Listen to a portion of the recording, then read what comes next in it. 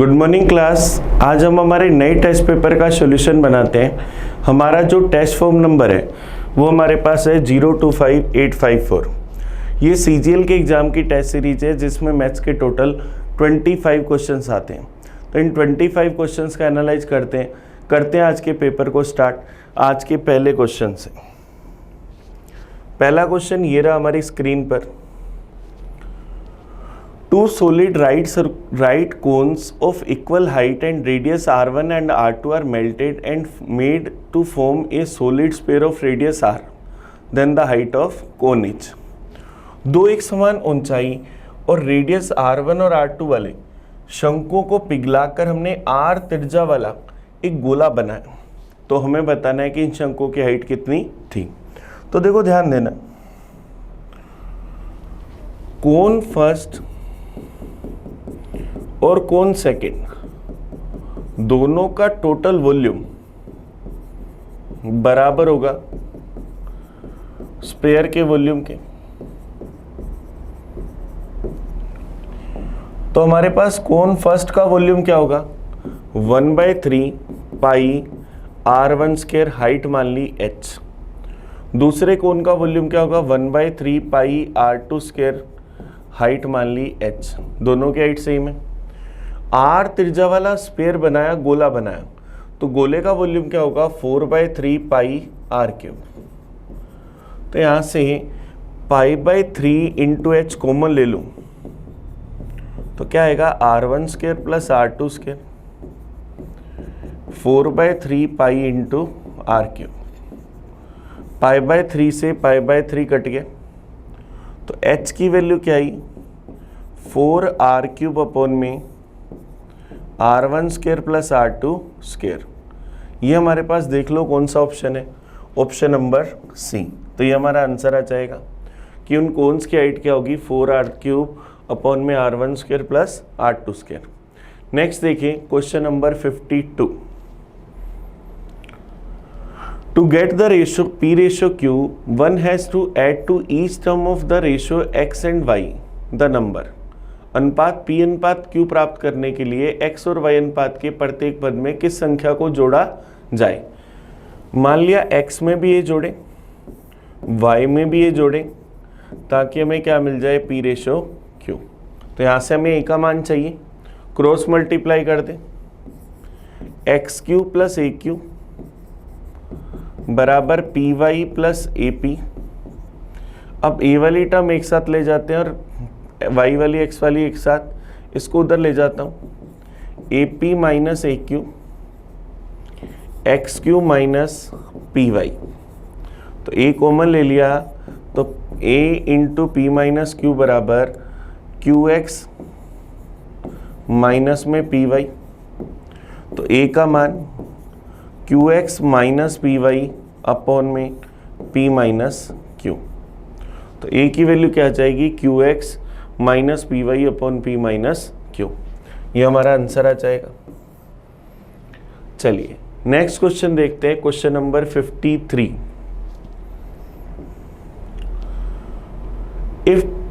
If for two real conjugatives a and b, the expansion ax³ plus 3x square minus 8x plus b exactly divisible by x plus 2 and x minus 2। हमें कह रहा है दो real constants हैं, वास्तविक स्थिरांक हैं a और b, जिसके कारण ये जो हमारा फंक्शन है, हमारे पास जो एक्सप्रेशन है वो इससे डिवाइड होता है। तो अभी a और b का मान बताना है। तो हमारा फंक्शन ऑफ x क्या है, ax³ plus 3x square minus 8x plus b। अब अगर ये x प्लस 2 और x माइनस 2 से एग्जैक्टली डिवाइड होता है तो x माइनस 2 बराबर अगर 0 रख दे तो x की वैल्यू क्या रखें, 2। तो फंक्शन में x की जगह 2 रख दो, तो 2 रखूंगा क्या बनेगा, 8a plus 12 minus 16 plus b बराबर 0। तो क्या आएगा, 8a प्लस b बराबर 4। ये हमारे पास आ जाएगा। अब x प्लस 2 बराबर 0 रखूंगा तो x की वैल्यू क्या आ जाएगी, माइनस का 2। तो फंक्शन में अगर x की जगह माइनस 2 रखूंगा तो क्या आ जाएगा, minus 8a plus 12 plus 16 plus b बराबर 0। तो ये उधर ले जाऊंगा 8a माइनस बी बराबर 28।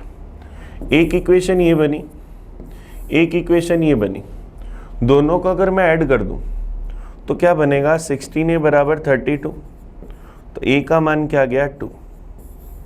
फिर इक्वेशन फर्स्ट में से सेकंड को अगर मैं घटा दूं तो ये माइनस का ये प्लस का ये कट जाएगा, b plus B 2b, minus का 28 प्लस का 4 माइनस का 24, तो b का मान क्या आएगा माइनस का 12।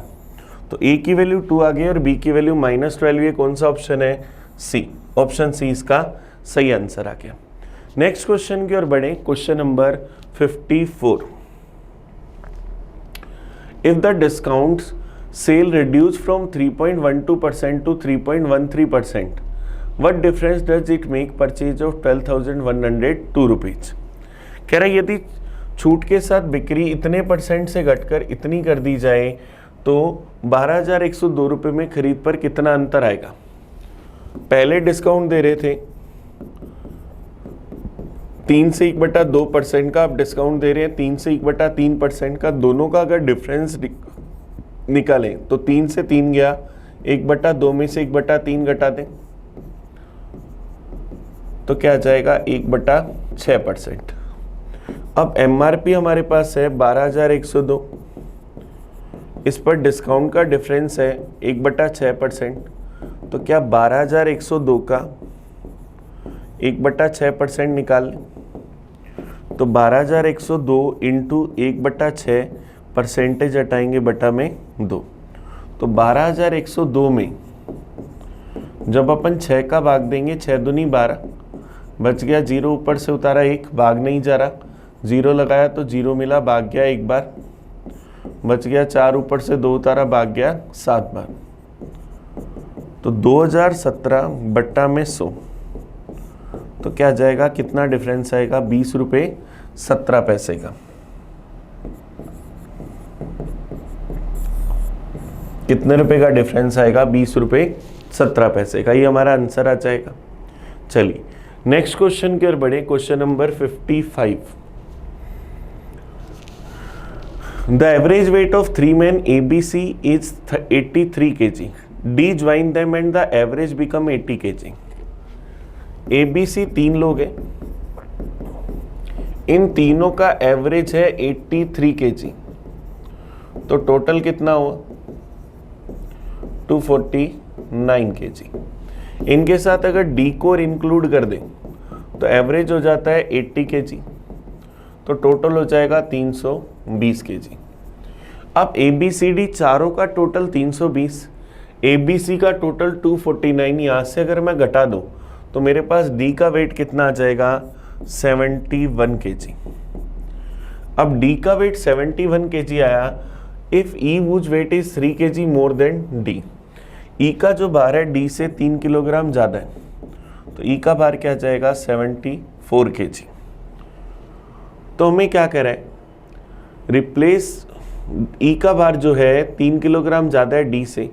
अब हमें कह रहा है replaces A the average weight of BCDE become 79, what is the weight of A।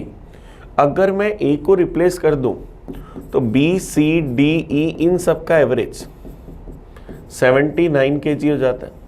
ABCD चारों का एवरेज 80 था, EBCD का एवरेज BCDE का एवरेज 79, तो टोटल कितना 316। तो इन चारों के टोटल में से इनको घटा दें तो हमारे पास ये क्या होगा, B कट जाएगा, C कट जाएगा, D कट जाएगा, A और E का डिफरेंस आएगा 4 kg। अब E का भार 74 kg, तो A का भार क्या जाएगा 78 kg। A का भार क्या आएगा 78 kg। तो हमारा आंसर क्या जाएगा, नन ऑफ दीज, इनमें से कोई नहीं। चलिए आंसर आपके पास यहाँ अगर ऑप्शन 78 होता तो 78 भी आंसर होता। चलिए नेक्स्ट क्वेश्चन देखते हैं 56 number. A lent ₹2500 to B and a certain sum to C at the same time at 7% annually simple interest. If after 4 years all together receive 1120 as interest from B and C, then the sum lent to C is. चलिए देखिए हमें क्या दे रखा है, हमें question ने कह रखा है कि 2500 रुपये उधार के रूप में हमने ए ने बी को दिए, सी को उसी समय कुछ धनराशि दी, ब्याज की दर 7% थी। 4 साल बाद अगर टोटल मिलाकर 1120 रुपये ब्याज प्राप्त हुआ तो सी को कितनी राशि उधार दी थी। तो देखो रेट है 7%, टाइम है 4 ईयर, फिर हम लोगों को दे रखा है टोटल सिंपल इंटरेस्ट 1120 रुपये। तो यहाँ से अगर हम प्रिंसिपल फाइंड करें तो प्रिंसिपल का formula S I into 100 upon में R into T. S I 1120 गुना में 100, रेट है 7%, टाइम कितना 4 साल। तो यहाँ से अगर अपन इसको 4 से काट दें, 4 दूनी 8, 32 चला जाएगा, 8 बार 80, 7 से क्या 40 बार, 40 इंटू 100 4000 रुपये। तो टोटल ए ने कितना प्रिंसिपल उधार दिया था 4000 रुपये। इसमें से ए ने बी को दिए थे 2500 रुपये, तो 4000 में से 2500 गए तो सी के लिए कितने बचे 1500 रुपये। तो हमें कह रहा है उसने सी का उधार जो दिया वो कितने रुपए था 1500 रुपये। अगर हमसे टोटल पूछता तो हम लोग बताते 4000। दोनों ऑप्शन दे रखे हैं, कंफ्यूज होने की जरूरत नहीं है, क्वेश्चन ने क्लियर पूछा है the sum lent to C's, C को उधार दी गई राशि। चलिए नेक्स्ट क्वेश्चन देखते हैं 57 number. As TU can complete a work in 40, 48 and 60 days respectively. They received 10,800 to complete the work. They began the work together, but T left 2 days before the completion of the work. U left 5 days before the completion of the work. S has complete the remaining work alone. What is the share of S in rupees from total money? सबसे पहले हमें जो इनका time दे रखा है STU का, यहाँ से हम टोटल वर्क और एफिशिएंसी निकालते हैं। 40, 48 और 60 डेज, 40 डेज, 48 डेज और 60 डेज। तो सबसे पहले टोटल वर्क निकाला 240। एस की एफिशिएंसी हमारे पास क्या आ जाएगी 6, टी की एफिशिएंसी क्या आ जाएगी 5 और यू की क्या आ जाएगी 4। सबसे पहले हमने टोटल वर्क और एफिशिएंसी निकाली। अब उसने कहा कि इन्होंने एक साथ काम स्टार्ट करा, तो एस टी यू काम करने वाले स्टार्टिंग में एक साथ थे। फिर हमें बोल रहा है परंतु टी ने काम पूरा होने से 2 दिन पहले और यू ने काम पूरा होने से 5 दिन पहले काम छोड़ दिया। अगर यहाँ काम पूरा हो रहा है तो इससे 5 दिन पहले किसने काम छोड़ दिया, 5 दिन पहले यू ने काम छोड़ दिया, और काम पूरा होने से 2 दिन पहले टी ने काम छोड़ दिया। तो अब 5 दिन पहले यू ने छोड़ा तो उसके बाद कौन थे एस और टी। अब 2 दिन पहले टी ने भी छोड़ दिया तो लास्ट के 2 दिन एस था। 5 में से 2 दिन एस था अकेला, तो 3 दिन एस और टी थे और बाकी दिन तीनों थे। एस रोज लगाता है 6 पेड़, तो लास्ट के 2 दिन में 12 पेड़। एस और टी रोज लगाते हैं 11 पेड़, तो 3 दिन में 33 पेड़। 33 और 12 कितने पेड़ लग गए 45 पेड़।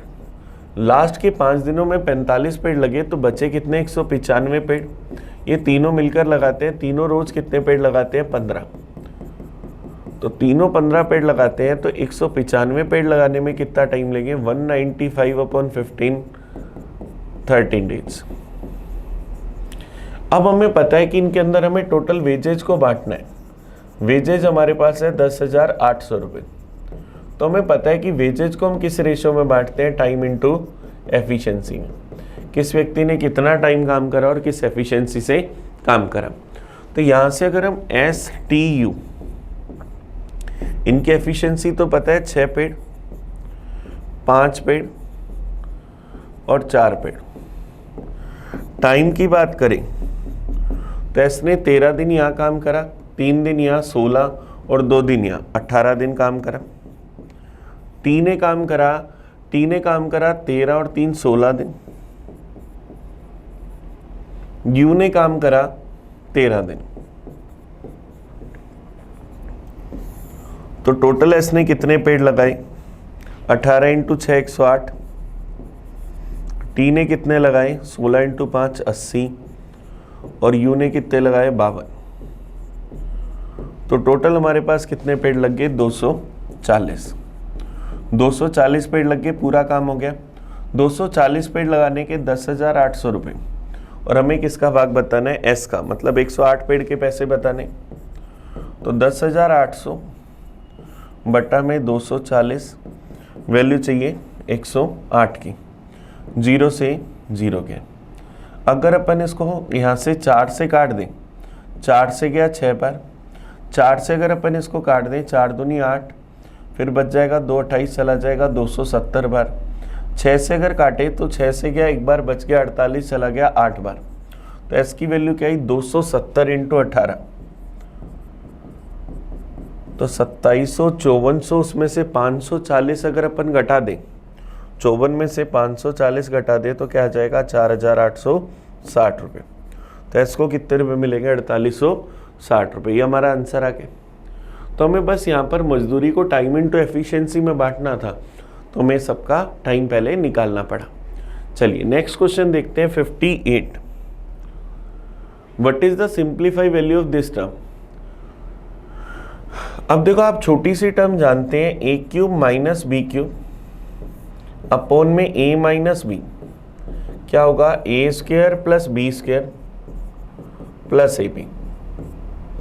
तो ए यहां पर है सेक एक्स, बी है tan x, sec cube x minus tan cube x upon में सेक एक्स टेन एक्स। इसको हम क्या लिखेंगे, sec square X plus ten square X plus sec x ten X, minus में हमारे पास है 2 टेन स्क्वायर एक्स माइनस में sec x ten x. तो ये दोनों टर्म्स तो कट गई। सेक स्क्वायर एक्स को क्या लिख सकते हैं, 1 plus ten square X plus ten square x minus में 2 टेन स्क्वायर एक्स। तो क्या आएगा, 1 plus 2 ten square x minus में 2 टेन स्क्वायर एक्स। ये वैल्यू कट गई तो सिर्फ क्या बचा, 1। तो हमारा आंसर क्या जाएगा, ऑप्शन डी, एक इसका आंसर आ जाएगा। नेक्स्ट क्वेश्चन की ओर बढ़ते हैं, क्वेश्चन नंबर 59। देखो 59 हमारे पास DI का क्वेश्चन, हमें क्या करें, the given table shows the number in percentage of the employee working in different department of an organization. The table also shows the ratio of male and female and the ratio employees living in the city Z. The employee living in the city Y. Then the total number of employees in the organization is, हम लोगों को दे रखा है 80,000। तो हमें क्या दे रखा है, क्वेश्चन ने क्या कहा, दी गई तालिका में एक संगठन में विभिन्न विभागों में काम कर रहे कर्मचारियों की संख्या परसेंटेज में दिखा रखी है। यह तालिका पुरुष और महिलाओं के अनुपात को तथा शहर जेड में रह रहे कर्मचारी और शहर वाई में रह रहे कर्मचारी उनकी संख्या को अनुपात को दर्शाती है। तो संगठन में कुल कर्मचारियों की संख्या 80,000 है। अब देखो मेल फीमेल का रेशियो हमें दे रखा है, और यहाँ पर सिटी शहर का नाम हम लोगों को नहीं बता रखा कि कौन से शहर की बात कर रहा है। चलो देखते हैं, मान लेते हैं हम एक बार जेड में रह रहे लोग हैं, ये जेड और वाई मेंशन कर रखा है, ठीक है। तो हमें यहाँ क्या बताना है, पहला क्वेश्चन देखते हैं, male employees of department E is what percentage of the employees living in the city Z from department E. हमें डिपार्टमेंट ई में तो चाहिए मेल एम्प्लॉय, ई के मेल एम्प्लॉय पुरुष कर्मचारियों की संख्या विभाग ए से शहर जेड में रह रहे कर्मचारियों का कितना परसेंट है। फिर हमें चाहिए ए के जेड में रह रहे कर्मचारी, इनका कितना परसेंट है। अब देखो ई में टोटल 36% पॉपुलेशन है, इसमें मेल और फीमेल को बांटा 8:1 में, तो 36 को अगर 8:1 में बांटूं तो मेल कितने आ जाएंगे 32, ई में मेल कितने हैं 32। अब ए के जेड में कितने लोग रह रहे हैं हमें ये बताना है। ए में टोटल पॉपुलेशन है 10%, 10 में से जेड में रह रहे हैं 1 और वाई में रह रहे हैं 9, तो 10 में से कितने रह रहे हैं 1। तो हमें बताना है 32 जो है 1 का कितना परसेंट है, परसेंटेज में चाहिए, इंटू करा 100% से, तो क्या आ जाएगा 3200%। तो ऑप्शन सी हमारा आंसर आ जाएगा। चलिए नेक्स्ट क्वेश्चन देखते हैं 60 नंबर। हमें 60 नंबर में क्या बताना है, विभाग बी और डी में मिलाकर काम करे पुरुष कर्मचारियों का विभाग ए और ई में मिलाकर काम कर रही महिला कर्मचारियों से क्या अनुपात है? बी और डी के तो चाहिए मेल और ए और ई के क्या चाहिए? फीमेल। चलिए कोशिश करते हैं। बी में है 22%, मेल फीमेल में बांटा 13:9 में, 13 और 9 का टोटल 22 बनता है, तो 22 को 13 मेल है 9 फीमेल है। डी की बात करें, डी में 20% है, 3:2 में बांटा, तो 5 की वैल्यू 20%, तो 1 की वैल्यू 4%, तो 3 की वैल्यू 12%, मतलब डी में 12 मेल है। ए में 10% है, 10% को बांटा 7:3 में, तो 3 फीमेल है। ई के अंदर 36% लोग हैं, 8:1 में बांटा, तो 9 की वैल्यू 36, तो 1 की वैल्यू 4 फीमेल है। तो बी और डी में मिलाकर मेल कितने? 25। ए और ई में मिलाकर फीमेल कितनी? 7। तो रेशो क्या आया? 25:7। ये हमारा आंसर आ जाएगा। चलिए, तो हमारे पास आंसर क्या आ गया? 25:7। नेक्स्ट क्वेश्चन देखते हैं, 61 number. What sum will be given ₹244 as the difference between the simple interest and compound interest at 10% in 1.5 year compounded half yearly? अब देखो, जब कंपाउंडेड हाफ ईयरली होगा तो हम रेट को आधा करेंगे और टाइम को डबल, तो रेट हो जाएगी 5%, टाइम हो जाएगा डबल, मतलब 3 साल। और सीआई और एसआई का डिफरेंस हमें दे रखा है 244 रुपये, हमें वो प्रिंसिपल बता दें। तो 3 साल के CISI के डिफरेंस का फॉर्मूला होता है D बराबर P इंटू R/100 की पावर 2 इंटू में 300 प्लस R/100। तो डिफरेंस हमें कितना दे रखा है? 244। प्रिंसिपल नहीं पता, रेट है 5%, तो इंटू 5/100 का स्क्वायर है, तो 2 बार लिख लेते हैं, इंटू में 300 प्लस 5, 305/100, तो 5 से गया 20 बार, 5 से गया 20 बार, 5 से गया 61 बार, ये चला गया 20 बार, 61 से चला गया 4 बार। तो प्रिंसिपल की वैल्यू 4 इंटू 20 का क्यूब, 4 गुना 20 का क्यूब 8000, 8000 इंटू 4, प्रिंसिपल कितना आ गया? 32,000। तो हमारा आंसर क्या जाएगा? 32,000। तो हमारा आंसर आया 32, ऑप्शन सी। नेक्स्ट क्वेश्चन देखते हैं, 62 number. A dealer offer A machine for sale ₹27,500, but even if he had changed if he had charged 10% less, he would have made a profit of 10%.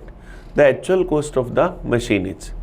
एक machine का बिक्री के लिए इतने रुपए लगा रखे, लेकिन 10% उसे कम करके बेचता है, कम वसूल करता है और 10% का लाभ मिलता है, तो हमें उसका लागत प्राइस बताना है कि क्या होगा। तो हमारे पास छोटा सा फॉर्मूला है, MRP अपॉन CP बराबर 100 प्लस माइनस प्रॉफिट या लॉस अपॉन 100 माइनस डिस्काउंट। तो MRP है 27,500, कॉस्ट प्राइस हमें नहीं पता, प्रॉफिट हुआ 10% का, तो 100 प्लस 10 क्या बना? 110, डिस्काउंट दिया गया 10% का, मतलब 90।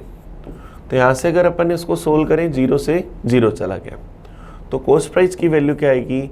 27,500 गुना 9/11।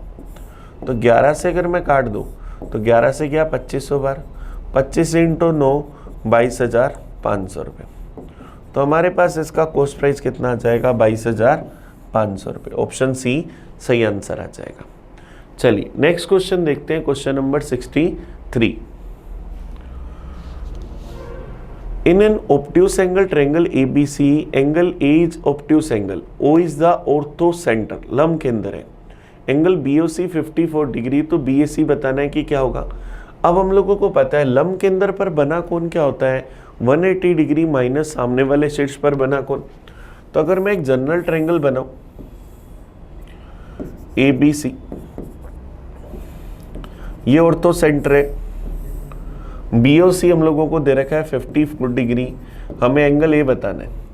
तो एंगल BOC क्या होता है? 180 degree minus angle A। Angle BOC 54 degree बराबर 180 डिग्री माइनस एंगल A, तो एंगल A बराबर क्या आएगा?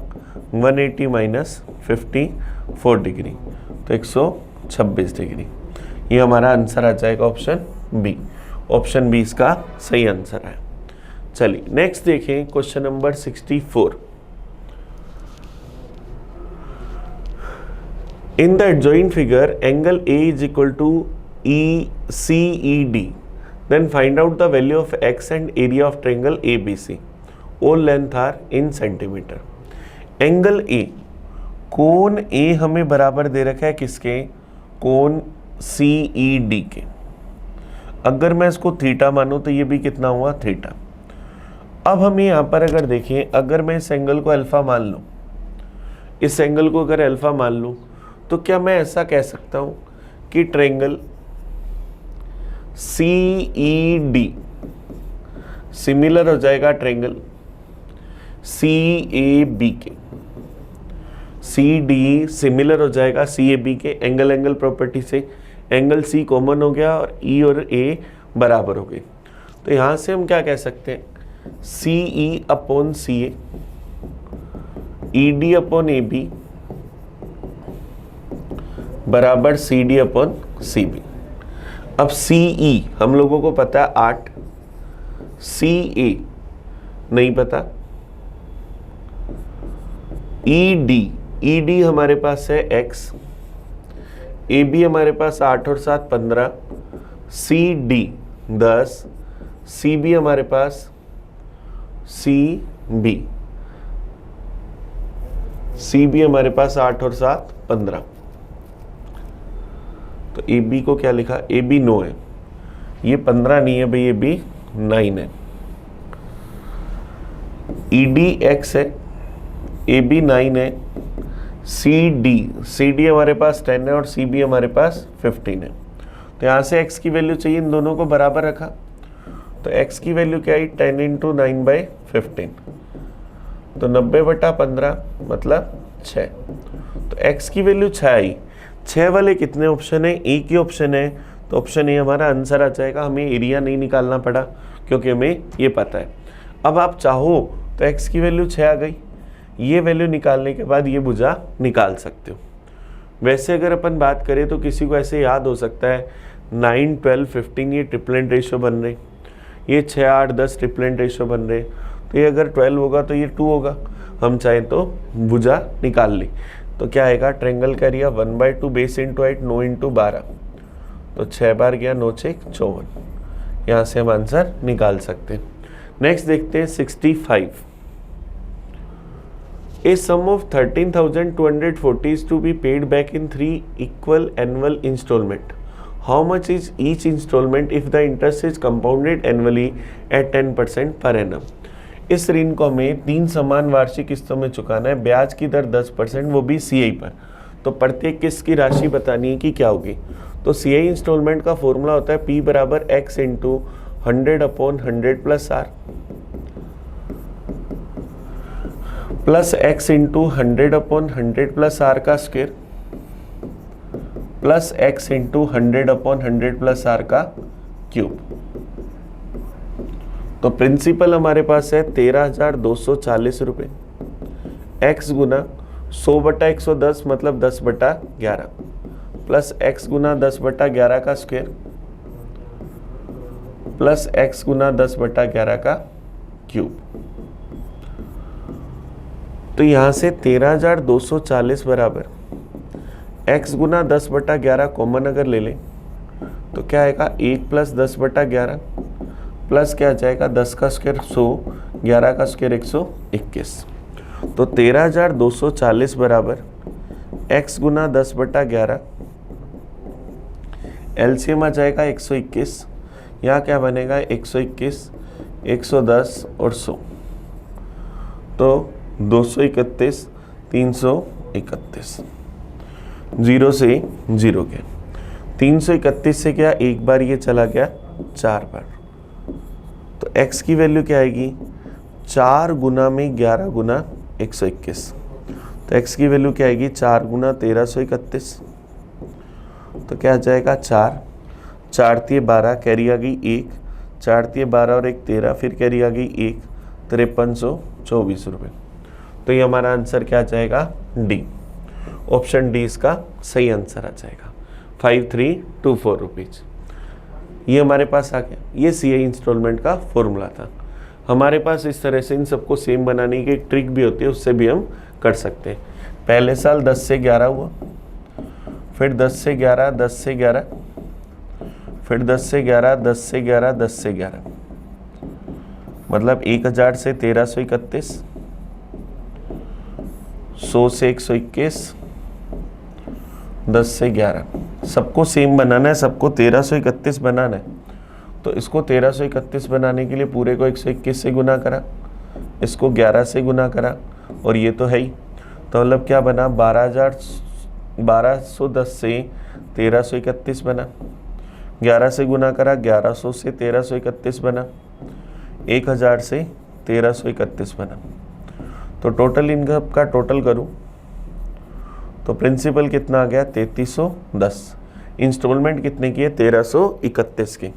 तो हमारा फॉर्मूला क्या हो जाएगा इंस्टॉलमेंट का, टोटल प्रिंसिपल है 13240, उसकी वैल्यू 3310, वैल्यू चाहिए 1331 की। तो ये गया 4 बार, 4 से गुना करा 5324, ये हमारा आंसर आ गया।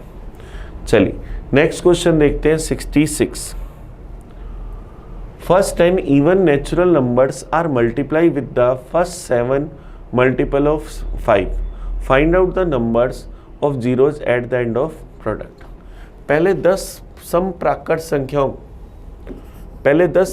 संख्याएं क्या होंगे, 2, 4, 6, 8, 10, 12, 14, 16, 18, 20। इनको हमें गुना करना है 5 के प्रथम 7 गुणजों से। 5 के प्रथम 7 गुणज 5, 15, 25, 35, 45, 55 और 65। और इस प्रोडक्ट के हमें नंबर ऑफ जीरोज बताने की क्या होंगे। हमें पता है 0, 5 और 2 से बनता है, तो यहाँ 2 तो है ही, हमें क्या चाहिए 5। तो अब देखो 5 किस में है, एक ये रहा, एक 5 इसमें रहा, 5 इन सब में तो एक एक बार है ही, 25 में 2 बार है। तो हमें नंबर ऑफ जीरोज बताने की कितने हैं, 5 आया, 1 बार, 2 बार, 3 बार, 4 बार, 5, 6, 7, 8, 9, 10। तो मेरे पास 5 की पार कितनी बनी, 10, और 2 की पार तो इससे ज़्यादा होनी है। 2 यहाँ भी है, 2 यहाँ 2 बार है, 2 यहाँ है, 2 यहाँ 3 बार है। तो 2 की पार तो 10 से ज़्यादा वैसे ही है। 2 1 बार, 2 बार, 3 बार, 4 बार, 5, 6, 7 बार, 8 बार, 9, 10 बार, 11 बार, तो 10 से ज़्यादा ही है। तो मेरे पास 5 की पार 10 है, तो कितने नंबर ऑफ जीरो बनेंगे लास्ट में, 10। तो आंसर क्या आ जाएगा, सी। चलिए नेक्स्ट क्वेश्चन देखते हैं 67। The height of a right prism with the square base is 15 centimeter. If the total surface area of prism is 608 centimeter square, its volume is। वर्गाकार आधार वाला एक प्रिज्म है। अब हम लोगों को पता है कि प्रिज्म का टोटल सरफेस एरिया जो होता है वो क्या होता है, 2 इंटू बेस का एरिया प्लस बेस का पेरीमीटर इनटू में हाइट, और मुझे बताना है प्रिज्म का वॉल्यूम। प्रिज्म का वॉल्यूम क्या होगा, बेस एरिया इनटू में हाइट। चलिए तो यहां से हमें बेस का एरिया निकालना पड़ेगा, सिर्फ हाइट दे रखिए। बेस वर्गाकार है, स्फेरिकल शेप में है, तो स्क्वायर का एरिया क्या होगा, ए स्क्वायर। स्क्वायर का एरिया होगा ए स्क्वायर, और उसका पेरीमीटर क्या होगा, 4a। तो मेरे पास क्या आएगा, total surface area 2 into base का एरिया प्लस बेस का पेरीमीटर 4a इंटू में हाइट 15 बराबर किसके है, 608 के। तो 2a square plus 60a minus 608 बराबर 0। 2 का अगर भाग दे दे पूरी इक्वेशन में, a square plus 30a minus में 304 बराबर 0। 30 के 2 टुकड़े जिसका टोटल तो 30 हो मल्टीप्लाई माइनस का 304 हो तो 38 और 8, तो यहाँ से a की वैल्यू क्या आ जाएगी 8।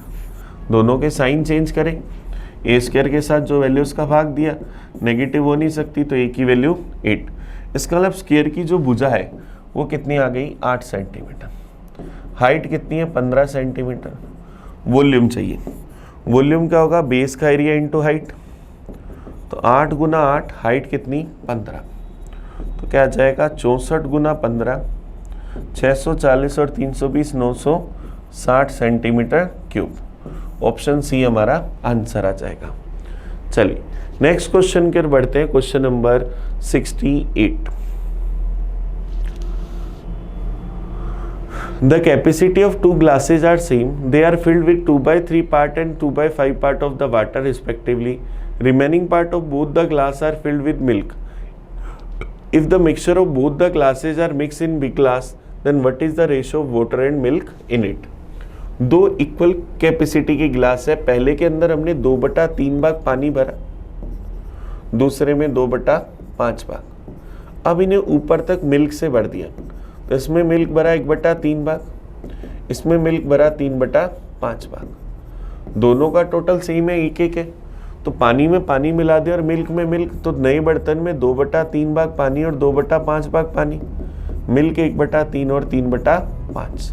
तो यहाँ से अगर अपन इसका एलसीएम ले ले 15, तो 5 दूनी 10, 3 दूनी 6, यहाँ एलसीएम 15, तो क्या जाएगा 5 और 3 तिये 9, तो क्या जाएगा 16/15 अनुपात के अंदर, 9 और 5 14/15, 15 से 15 कट गया 16:14 या 8:7।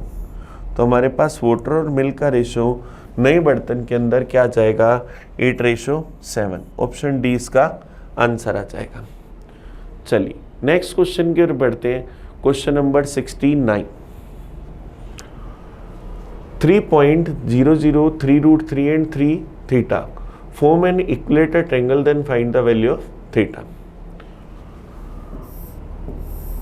हमारे पास 3 बिंदु है 0 0, 3,√3 और 3, थीटा। ये समबाहु त्रिभुज बनाते हैं, तो हमें थीटा का मान बताना है कि क्या होगा। अब इक्विलेटरल ट्रायंगल बनाते हैं तो तीनों भुजाओं की लंबाई सेम होगी, तो यहाँ से अगर मैं देखूँ तो 3 का स्क्वायर 9 प्लस √3 का स्क्वायर 3 का होल रूट, मतलब ये क्या बनी √12। अब यहाँ से अगर देखें तो 3 - 0 का स्क्वायर प्लस थीटा - 0 का स्क्वायर बराबर 3 में से 3 गए 0, √3 माइनस थीटा का स्क्वायर, ये आपस में क्या होंगे बराबर, तो 9 प्लस थीटा स्क्वायर बराबर क्या आ जाएगा 3 प्लस थीटा स्क्वायर माइनस में 2√3 थीटा, तो थीटा स्क्वायर थे थीटा स्क्वायर कैंसिल, 9 में से 3 गए क्या बचा 6 बराबर -2√3 थीटा। तो थीटा की वैल्यू 6/-2√3, 2 से क्या 3 बार, 3/-√3 तो माइनस का √3, तो क्या जाएगा नन ऑफ दीज। हमारे पास वैल्यू आ जाएगी माइनस का √3, ये अपना आंसर आ जाएगा। क्योंकि हमने क्या करा, दो बिंदुओं के बीच की दूरी का फॉर्मूला लगाया, x1 minus x2 minus x1 का square plus y2 minus y1 के स्क्वायर का रूट। अब दोनों साइड रूट था तो रूट लिखा नहीं, तो क्या आ गया 3 का स्क्वायर प्लस थीटा का स्क्वायर बराबर 0 प्लस √3 माइनस थीटा का स्क्वायर, तो √3 का स्क्वायर 3 थीटा स्क्वायर माइनस में 2√3 थीटा, तो 6 की वैल्यू इसके बराबर आ गई, 2 से कट गया 3 बार, तो आंसर माइनस का √3। नेक्स्ट क्वेश्चन देखते हैं 70 नंबर। 70 नंबर क्वेश्चन देखो हमें क्या करें, the sum of first term and fifth term of AP is 26, the product of second term and by fourth term is 160, then find the sum of first 7 term of AP। हमने एक AP मानी A - 2D, A - D, A plus D और A plus 2D, ये AP के 5 term है। कह रहे पहले और पांचवें पद का योग 26 है, A - 2D plus A plus 2D, तो तो 2a बराबर 26, तो a की वैल्यू 13। फिर हमें कह रहे हैं दूसरे और चौथे पद का मल्टीप्लाई 160 है, दूसरा पद a माइनस डी, चौथा पद a प्लस डी, इनका मल्टीप्लाई 160, तो a square minus D square बराबर 160, a स्क्वायर मतलब 169 माइनस डी स्क्वायर बराबर 160, तो डी स्क्वायर बराबर 9, तो d बराबर 3, तो d का मान 3 मिल गया और a का मान 13। तो हमारे पास ये समांतर श्रेणी क्या होगी, 13 माइनस 6 मतलब 7, 13 माइनस 3 10, 13, 13 प्लस 3 16, 19। मुझे इसके पहले 7 पदों का योग चाहिए कि क्या होगा। तो a का मान हमारे पास है, अब हमारे पास जो सीरीज बनी है ना, हमारे पास जो सीरीज बनी हमें उसके 7 पदों का सम चाहिए। तो एस एन का फॉर्मूला क्या होता है, n/2 into 2a plus n minus 1 into D. तो पद है 7, 7/2, पहली टर्म क्या है 7, 7 का डबल 14, 7 माइनस 1 6, डिफरेंस कितने का 3 का। तो क्या आएगा 7/2 गुना के अंदर 6 × 18, 18 और 14 क्या बनेगा 32, 2 से गया 16 बार, 16 गुना 7 क्या आ जाएगा 112। तो हमारा आंसर क्या आ जाएगा ऑप्शन बी, ऑप्शन बी इसका आंसर आ जाएगा। नेक्स्ट क्वेश्चन देखते हैं 71 number. Pipe ABC can fill a tank in 30 hour, 40 hour and 60 hour respectively. Pipe ABC are opened at 7, 8 and 10 am respectively on the same day. When will be the tank full? ABC 3 pipe हैं जो इसको 30 घंटे, 40 घंटे और 60 घंटे में भर देते। तो सबसे पहला काम हम यहाँ से टोटल वर्क निकाल लें। टोटल वर्क आ जाएगा 120, ए की एफिशिएंसी 4, बी की एफिशिएंसी 3, सी की एफिशिएंसी 2। इन पाइपों को हम क्रमशः 7 बजे, 8 बजे और 10 बजे चालू कर देते। 7 बजे ए आया, 8 बजे बी और 10 बजे सी। तो 7 से 8 तक 1 घंटा ए ने काम करा, 8 से 10 तक 2 घंटे ए और बी ने काम करा और 10 बजे सी आया, इसके बाद तीनों ने काम करा। तो हमें बताना है टैंकी किस समय भर जाएगी। 7 से 8 तक 1 घंटा ए ने 4 मटके भरे, 8 से 10 तक 2 घंटे, ए और बी मिलकर हर घंटे 7 मटके भरते हैं, तो 2 घंटे में 14 मटके भरे, 14 और 4 18 मटके 10 बजे तक टैंकी में थे।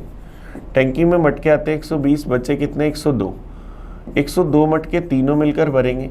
तो कितना टाइम लेंगे, टोटल वर्क अपॉन एफिशिएंसी 102, तीनों की एफिशिएंसी 9, तो 9 का भाग दिया, भाग गया एक बार, बच जाएगा मेरे पास 12, फिर चला गया एक बार, 3/9 या 1/3, 11 से 1/3 घंटे या 11 घंटे और 20 मिनट। 11 घंटे 20 मिनट कितने बजे के बाद में, सुबह 10 बजे के बाद में। 10 बजे में 11 घंटे अगर 20 मिनट जोड़ दें तो क्या आ जाएगा 21-20, या रात को 9:20 पर ये टैंकी पूरी भर जाएगी।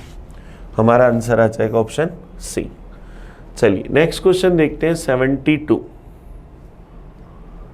ABC are traveling toward each other from the point P and Q respectively. After crossing each other, A and B take 6i 1/8 hour and 8 hour respectively to reach their destination Q and P respectively. If the speed of B is 16.8 km per hour, then the speed of A. तो हम लोगों को पता है speed of A, अगर हम लिखें speed of A upon में स्पीड ऑफ B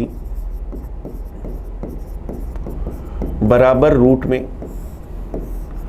B का टाइम अपॉन A का टाइम। तो A की स्पीड हमें नहीं पता, B की स्पीड है 16.8। एक दूसरे को क्रॉस करने के बाद अपने डेस्टिनेशन पर पहुंचने में इन्हें कितना टाइम लगता है, B को लगते हैं 8 घंटे, A को लगते हैं 6 से 1/8 मतलब 49/8 आवर। तो 8 ऊपर आ जाएगा, तो यहाँ से A स्पीड अपॉन 16.8 रूट हटा दूंगा तो क्या आएगा 8/7।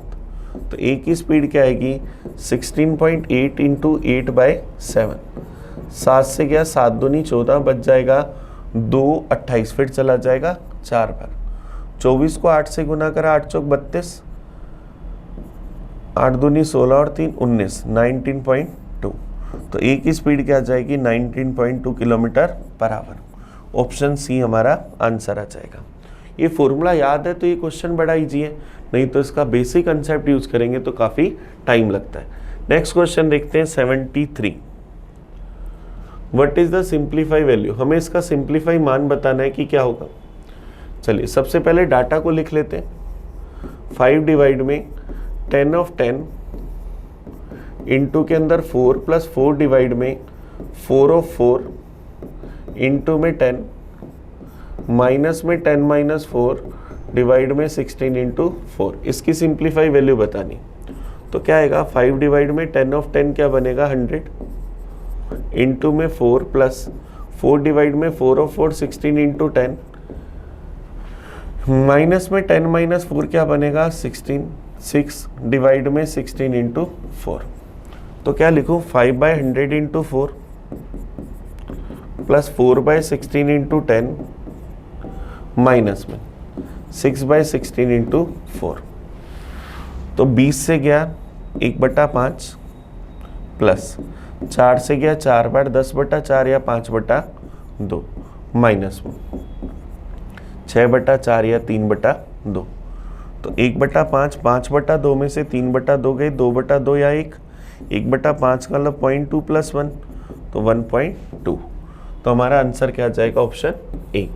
ऑप्शन ए इसका सही आंसर आ जाएगा। नेक्स्ट देखते हैं 74 number. If a 11-digit number 5y5884805x6 is divisible by 72, where x बराबर y, then find the value of root xy। अब 72 से डिवाइड है मतलब 8 और 9 का मल्टीप्लाई। 8 के लिए लास्ट के 3 डिजिट चेक करते हैं तो 5x6 में अपन 8 का भाग देते हैं। 8 का भाग गया 6 बार, 8 6 48। अब अगर ये 50 होता तो 2 बचता 26 आता तो नहीं हो सकता। अब मुझे यहाँ पर 6 आना चाहिए। 8 का भाग दो तो 8 के लिए देखो 16 बन सकता है। 8 की टेबल में यहाँ पहले कोई नंबर हो तो 16 बन सकता है। ये एक आ नहीं सकता क्योंकि 49 होता तो एक तो पॉसिबल नहीं है। 26 नहीं हो सकता, 36 नहीं हो सकता, 46 नहीं हो सकता, 8 7 56 हो सकता है। तो 56 बनने के लिए यहाँ से क्या होगा 2 बचेगा मेरे पास। यहाँ से 50 होता तो 2 बचता। तो अगर मेरे पास ये 50 क्या है 56 बनाना है तो क्या आ जाएगा 53। तो मेरे पास क्या आएगा बच जाएगा 5। 56 तब जा सकता है मतलब x की वैल्यू क्या हो सकती है एक तो 3 हो सकती है। ये पॉसिबिलिटी है क्योंकि x की वैल्यू अगर मैं 3 रखूँ तो 5 3 6 8 का भाग दिया 8 6 48 बच जाएगा 5 56 8 7 56 जा रहा है। फिर देखो 5 की जगह क्या हो सकता है 66 नहीं हो सकता, 76 नहीं हो सकता, 86 नहीं हो सकता, 96 हो सकता है, यहाँ 96 हो सकता है।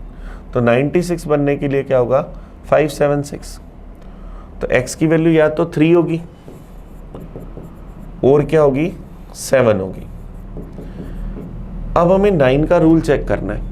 अब 9 का रूल चेक करते हैं। अगर मैं 3 रखूं मेरा नंबर है 5y5880805x6। तो 9 का रूल चेक करते हैं। 9 का रूल चेक करें तो 5 और 4 9। फिर क्या आ जाएगा 8 8 दूनी 16 24 24 और 6 30 30 और 10 40 40 बना। अब 40 बना या तो x प्लस वाई क्या हो 5 हो। 45 होता तो चला जाता, नहीं तो 9 जोड़ते चले 14 होना चाहिए। अब देखो या उसके बाद x प्लस वाई 14 प्लस 9 23 होना चाहिए। तो ये तो पॉसिबल ही नहीं है। दोनों सिंगल डिजिट के नंबर हो गए तो 9 ही हो सकते हैं। तो अब 5 3 से तो नहीं बन रहा, 7 से बन रहा है। x प्लस वाई 14 सेटिस्फाई कर रहे हैं। इसका मतलब क्या आएगा रूट एक्स वाई। मुझे क्या बताना है 7 इंटू 7 का रूट। तो आंसर क्या आ जाएगा 7। ऑप्शन सी इसका आंसर आ जाएगा। चलिए नेक्स्ट क्वेश्चन की ओर बढ़े। Question number 75।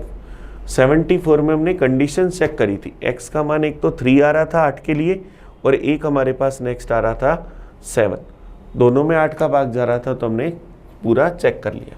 75 देखो हमें क्या कह रहे हैं, हमें इस टर्म को सिंप्लीफाई करके ए बी सी का टोटल बताना है। हमें टर्म दे रखी है 8x + y का होल क्यूब माइनस में 27x - y का होल क्यूब डिवाइड के अंदर 5y - x, ये हमें दे रखा है। तो अब देखो अगर मैं 8 को अंदर ले जाऊं तो मैं क्या लिख सकता हूं, 2x + 2y का होल क्यूब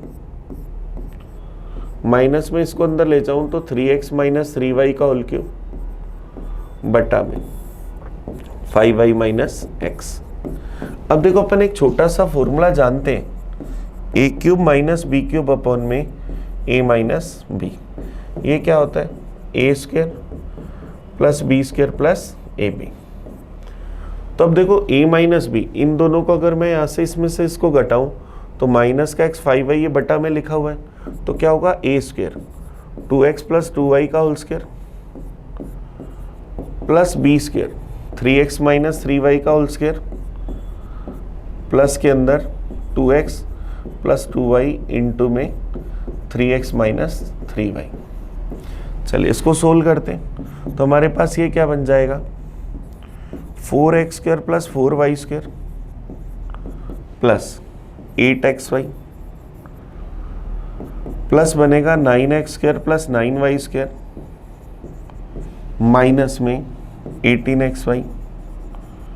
2 और 3 कॉमन ले ले तो क्या बनेगा, 6x² - 6y²। तो यहाँ से क्या बनेगा, 4x², 9, 13x² और 6x², 19x², 4y², 9y², 13y² minus में 6y² मतलब 7y²। 8xy माइनस का 18xy तो माइनस का 10xy। इसको अगर अपन अब कंपेयर कर दें ax²